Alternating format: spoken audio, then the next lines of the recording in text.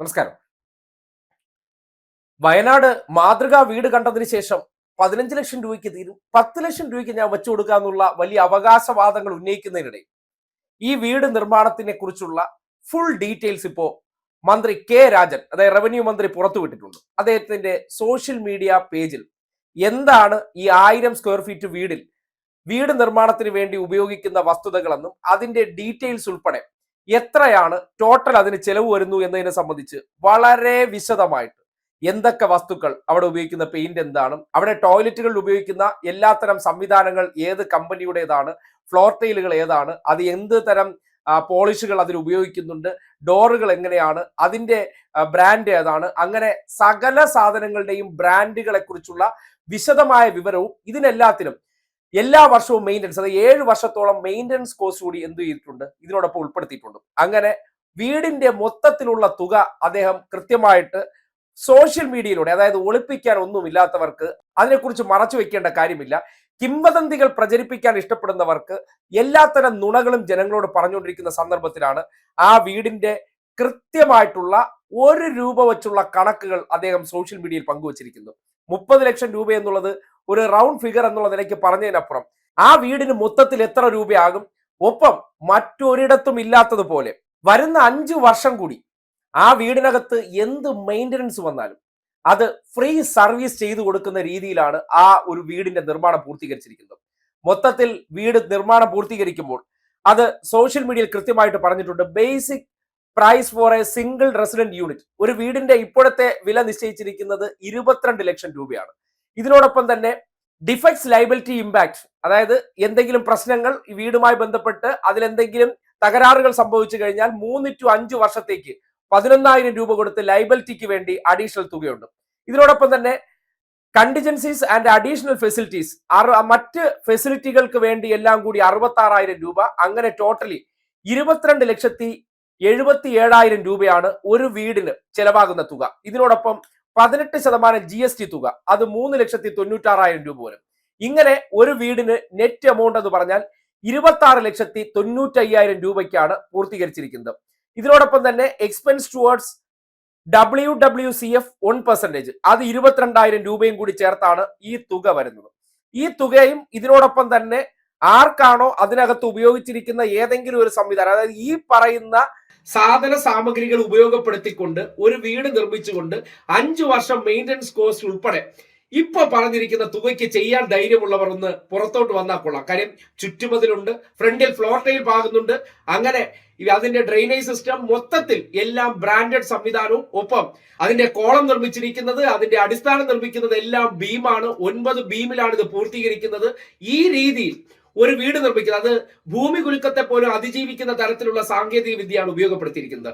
അങ്ങനെ ഒരു വീട് നിർമ്മിക്കാൻ ആരെങ്കിലും ഒക്കെ ഇത്രയും ദിവസം വാചാടോബ് അടിച്ചുകൊണ്ട് നടക്കുന്നുണ്ടല്ലോ, ആ വാചാടോബ് അടിച്ചുകൊണ്ടിരിക്കുന്ന ആർക്കെങ്കിലും ഈ പറയുന്ന വീടിൽ ഊരാളുങ്കൽ കൺസ്ട്രക്ഷൻ നിർമ്മിക്കുന്ന ആ വീടിന് ഈ തുകയ്ക്ക് ചെയ്യാൻ ധൈര്യമുള്ളവരെ ഒന്ന് ധൈര്യമായിട്ട് പുറത്തു വന്നിട്ട് ആ റേറ്റ് ഒന്ന് പുറത്തു വിട്ടാൽ ജനങ്ങളെ സംബന്ധിക്കുന്നിടത്തോളം വലിയ ഉപകാരമായിരുന്നു.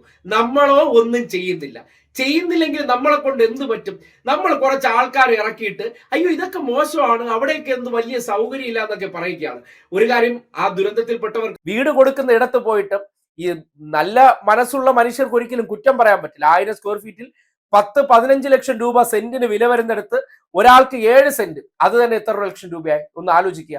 15 ലക്ഷം രൂപ വിലയുള്ള കൽപ്പറ്റ നഗരത്തിലെ ഒരു 7 സെന്റിൽ ഒരു വീട് നിർമ്മിച്ചു കൊടുക്കുകയാണ്. അതിനകത്ത് സകല ഫെസിലിറ്റിയും ഉണ്ട്, ഡ്രെയിനേജ് സംവിധാനം ഉൾപ്പെടെ, ആശുപത്രി, മാർക്കറ്റ്, ഓപ്പൺ ഹോൾ, അങ്ങനെ സകല ഫെസിലിറ്റി, അംഗനവാടി, സ്കൂൾ തുടങ്ങി എല്ലാത്തരം ഫെസിലിറ്റിയും ഉള്ള ഒരു ടൗൺഷിപ്പ് കൊടുക്കുന്നതിനെതിരെയാണ് ഇമാതിരി പ്രചരണം നടത്തുന്നത്. എന്നാൽ മറിച്ച് നിങ്ങൾ ഒരു ഉദാഹരണം പറ, 30 ലക്ഷം ആയ എന്തുകൊണ്ട് 30 ലക്ഷം ആകുന്നു എന്ന് പറഞ്ഞാൽ ആ കണക്ക് കൃത്യമായിട്ട് മന്ത്രി സോഷ്യൽ മീഡിയയിൽ പങ്കുവെക്കുമ്പോൾ മനസ്സിലാക്കേണ്ട ഒരു കാര്യമുണ്ട്. നിങ്ങൾക്ക് ചർച്ചയാകാം, ഇല്ലാത്തത് ഊഹാപോഹങ്ങൾ ഉണ്ടാക്കിയുള്ള പ്രചരണമാണല്ലോ പലപ്പോഴും നടത്താറുള്ളത്. കുറ്റം പറയാൻ വളരെ എളുപ്പമാണ്, എന്നാൽ നിങ്ങൾ ചെയ്ത് കാണിക്കും, അതിന് നമ്മളെ കിട്ടില്ല. അതിന് നമ്മൾ പിന്നെ ചെയ്യുമല്ലോ, നമ്മളെ പൈസ ഉണ്ടല്ലോ എന്ന് പറയുന്നിടത്ത് മന്ത്രി ഒരു വീഡിയോയും കൂടി പുറത്തിറക്കിയിട്ടുണ്ട്. ഈ വിഷയവുമായി ബന്ധപ്പെട്ട് തെറ്റിദ്ധാരണ ഉണ്ടാക്കാൻ വേണ്ടിയുള്ള പ്രചരണം നടത്തുന്നവർ ചെവി തുറന്ന് കേൾക്കേണ്ട മന്ത്രിയുടെ ഒരു പ്രതികരണം കൂടിയാണ്. അതുകൂടി കേട്ടിട്ട് ഈ സർക്കാർ ആ വിഷയത്തിൽ തുറന്ന മനസ്സാലെയാണോ അതിനെ സമീപിക്കുന്നത് എന്ന് നിങ്ങൾക്ക് ഓരോരുത്തർക്കും തന്നെ കേട്ട് മനസ്സിലാക്കാവുന്നതാണ്, വിലയിരുത്താവുന്നതാണ്. അപ്പോ മന്ത്രി കെ രാജൻ അതുമായി ബന്ധപ്പെട്ട് പറഞ്ഞ പ്രതികരണം കൂടി നിങ്ങൾ കേൾക്കേണ്ടതുണ്ട്. അത് മനസ്സിലാക്കിയതിനു ശേഷം എന്തുകൊണ്ട് ഈ ഹാലിളക്കം, എന്തുകൊണ്ട് ഈ കുത്തിത്തിരിപ്പെന്ന് പറഞ്ഞാൽ, മുഖ്യമന്ത്രിയുടെ ദുരിതാശ്വാസ ഫണ്ട് എന്ന് പറഞ്ഞാൽ അത് പിണറായി വിജയന്റെയോ കെ രാജന്റെയോ അല്ല, അടുത്തു വരുന്ന എല്ലാ മുഖ്യമന്ത്രിമാർക്കും കൈകാര്യം ചെയ്യാൻ പറ്റുന്നതും ഓഡിറ്റ് ചെയ്യാൻ പറ്റുന്ന ഫണ്ടാണ്. ആ ഫണ്ടിലേക്ക് നോക്കിയാണ് ഇമാതിരിയുള്ള ഓരിയിടൽ നടക്കുന്നു എന്നുകൂടി നിങ്ങൾ തിരിച്ചറിയുക. ഒരു വിദ്വാൻ എഴുതിയിരിക്കുകയാണ്, എഞ്ചിനീയറിംഗ് പോയിട്ട് വീടിന്റെ പൊതു കൺസെപ്റ്റിനെ കുറിച്ച് പോലും ധാരണ അദ്ദേഹത്തിനുണ്ടോ എന്നറിയില്ല. ഈ വീടിന് തറ കാണാനില്ലല്ലോ. വളരെ മനോഹരമായിട്ടുള്ളൊരു സാധനത്തിന് ഇതിനേക്കാൾ വൃത്തികെട്ട ആരോപണം ഉന്നയിക്കാൻ പറ്റാത്ത വിധം ഒരു വീടിന് തറ കാണാനില്ല എന്ന ആരോപണം. യഥാർത്ഥത്തിൽ സാധാരണ, ഞാനൊരു എഞ്ചിനീയറിംഗ് വിദഗ്ധനല്ല, പക്ഷെ സാധാരണ കേരളത്തിൽ എല്ലായിടത്തും വീടെടുക്കുമ്പോൾ ഒരു 1.5 അടി താഴ്ചയിലേക്ക് നമ്മൾ തറ കെട്ടും, കരിങ്കല്ല് കൊണ്ട് തറ കെട്ടും. ആ തറ കെട്ടിക്കഴിഞ്ഞാൽ പിന്നെ 1 അടി മീതയ്ക്ക് കൂടി തറയുടെ തുടർച്ചയുണ്ടാകും. ഭൂമിയുടെ താഴത്ത് നിന്ന് ഭൂമിയുടെ തുടർച്ച എന്നുള്ള നിലയിൽ 1 അടി മുകളിലേക്ക് കൂടി അത് കെട്ടും. അത് കഴിഞ്ഞാൽ ഒരു 1/2 അടി, ഒരു 10 സെൻറ്റിമീറ്റർ കനത്തിൽ ബെൽറ്റിട്ട് വാർക്കും. പിന്നെയാണ് വീടുകളുടെ നിർമ്മാണം. അവിടെ ഉണ്ടായിരുന്ന ആളുകളുടെ മുഴുവൻ ഹൃദയത്തിൽ തൊട്ട വേദന, ഞങ്ങൾ പുത്തുമലയിൽ നിന്ന് ചൂരൽമലയിലേക്ക് വന്നു, ഇനി ഇവിടെ നിന്ന് ഏത് മലയിലേക്ക് പോകേണ്ടി വരുമെന്ന വികാരമാണ്. സാധാരണ നിലയിൽ 1/2 അടി താഴ്ചയിലേക്ക് അല്ലെങ്കിൽ 1.5 അടി താഴ്ചയിലേക്ക് തറ പണിത് 1 അടി മുകളിലേക്ക് തറ കെട്ടി, നമ്മൾ നേരത്തെ പറഞ്ഞ പോലെ 1/2 അടി കനത്തിൽ ബെൽറ്റ് വാർത്ത്, അതുപോലെ ഒരു സ്ഥലത്ത് ഗുണകരമാണോ എന്ന് നമ്മൾ ഗൗരവമായി തന്നെ ഡിസാസ്റ്റർ മാനേജ്മെൻറ്റിൻ്റെ എഞ്ചിനീയർമാർ ഉൾപ്പെടെ പരിശോധിച്ചപ്പോൾ അങ്ങനെ ഉണ്ടാക്കാൻ പാടില്ല. എല്ലാ വിധത്തിലുള്ള പ്രകൃതി ദുരന്തങ്ങളെയും മറികടക്കാൻ കഴിയുന്ന വിധത്തിലുള്ള ഒരു സ്റ്റാൻഡേർഡ് സമീപനം ഉണ്ടാകണം എന്ന് കരുതിയിട്ടാണ്. നിങ്ങളവിടെ പോയി നോക്കിയാൽ നിർമ്മാണ പ്രവർത്തനങ്ങൾ കാണാൻ പറ്റുന്ന സ്ഥലത്ത് പോയാൽ നിങ്ങൾക്ക് കാണാം 3 മീറ്റർ മുതൽ 10 മീറ്റർ വരെ താഴത്തേക്ക്, അതായത് ഏതാണ്ട് 1.5 അടിയാണ് ഇവിടെ പറഞ്ഞതെങ്കിൽ 3 അടിയിലെയും താഴ്ചയിലേക്ക് കുഴിച്ചെടുക്കുമ്പോൾ എവിടെയാണോ പാറയോ അല്ലെങ്കിൽ നല്ല വിധത്തിൽ ഫിക്സ് ചെയ്യുന്ന ഭൂമിയോ ഉണ്ടാകുന്നത്, ചളി മാറി ഭൂമിയോ ഉണ്ടാകുന്നത്, അതുവരെ കുഴിക്കുകയും അവിടെ സിമൻ്റ് ഇട്ട് അവിടെ നിന്ന് നമ്മൾ നേരത്തെ കണ്ടതുപോലെ 9 RCC ഫൗണ്ടേഷനുകളിലൂടെ ആരംഭിക്കുകയും ചെയ്തിട്ടാണ് ഈ വർക്ക് മുന്നോട്ട് പോകുന്നത്. കൃത്യമായ 9 പില്ലറുകളിലൂടെയാണ് ഈ വർക്ക് മുന്നോട്ട് പോകുന്നത്. എന്ന് മാത്രമല്ല, ഭൂമിയിലേക്ക് വന്നാൽ നമ്മൾ ബെൽറ്റ് വാർക്കുന്ന സ്ഥിതി നേരത്തെ 10 സെൻറ്റിമീറ്റർ ആണെങ്കിൽ ഇതിന് 45 സെൻറ്റിമീറ്റർ കനത്തിൽ വാർത്ത ബെൽറ്റിലൂടെയാണ് തുറന്ന് പുറത്തേക്ക് നിർമ്മാണ പ്രവർത്തനം ആരംഭിക്കുന്നത്. വേണമെങ്കിൽ നമുക്ക് പറയാൻ കഴിയും, ഉടനീളം പരിശോധിച്ചാൽ ഒരേപോലെ ഒരു ഫ്രെയിംഡ് സ്ട്രക്ചർ എന്ന വിധത്തിൽ ഏറ്റവും ആധികാരികമായി നിർമ്മിക്കപ്പെട്ട വീടുകളുടെ പൊതു സ്വഭാവമാണ് ആ വീടിൻ്റെ നിർമ്മാണ പ്രവർത്തനത്തിന് തന്നെയുള്ളത് എന്ന് നമ്മൾ കാണേണ്ടതുണ്ട്. എന്ന് മാത്രമല്ല, അവിടെ ഉപയോഗിക്കുന്ന എല്ലാ മെറ്റീരിയൽസും 5 വർഷത്തെ വാറണ്ടിയുള്ള കിറ്റ് പ്ലൈ ജോയിനറി, 5 വർഷത്തെ വാറണ്ടിയുള്ള ടാറ്റ പ്രവേശ് സ്റ്റീലിൻ്റെ ഡോറുകൾ, അങ്ങനെ തുടങ്ങിയാൽ ഓരോന്നും. അവിടുത്തെ ടൈൽസിന് പ്രത്യേകതയുണ്ട്, 5 വർഷത്തെ ഗ്യാരണ്ടിയാണത്. ബാത്റൂം മെറ്റീരിയൽസിന് 7 വർഷത്തെ വരെ ഗ്യാരണ്ടിയുള്ള ഉപകരണങ്ങളാണ്. അവിടെ നമ്മൾ സ്ഥാപിച്ചിട്ടുള്ള UPVC ജനലുകൾക്ക് 20 വർഷത്തെ വരെ വാറണ്ടി ലഭ്യമായിട്ടുള്ളവയാണ്. അങ്ങനെ തുടങ്ങി ഓരോ ചെറിയ കാര്യത്തിലും അടുക്കളയുടെയും വർക്ക് ഏരിയയുടെയും കൗണ്ടർ ടോപ്പുകൾ കറുത്ത പോളിഷ് ചെയ്ത ഗ്രാനൈറ്റ് ഉപയോഗിച്ചുകൊണ്ട് ചെയ്യുന്നത് ഉൾപ്പെടെയുള്ള വളരെ ശ്രദ്ധേയമായിട്ടുള്ള ഓരോ ഘട്ടവും വളരെ ശ്രദ്ധേയമായിട്ടുള്ള നടപടികളാണ് ഇതിൻ്റെ നിർമ്മാണ പ്രവർത്തനത്തിൽ നമ്മൾ പറഞ്ഞിട്ടുള്ളത്. IP65 റേറ്റ് ചെയ്ത വെതർ പ്രൂഫ് മീറ്റർ ബോക്സുകളാണ് ഇതിനു വേണ്ടി നമ്മൾ അതിൻ്റെ ഓരോ ഘട്ടത്തിലും നമ്മൾ ഉപയോഗിക്കുന്നത്. ഞാനതിൻ്റെ വിശദമായിട്ടുള്ള സ്ട്രക്ചർ ഓരോന്നും പറഞ്ഞു പോകുകയല്ല, നിങ്ങൾക്ക് ആവശ്യമുണ്ടെങ്കിൽ അതിലുപയോഗിക്കുന്ന എല്ലാ മെറ്റീരിയൽസിൻ്റെയും ഡീറ്റെയിൽസ് ഇവിടെ പറഞ്ഞിട്ടുണ്ട്.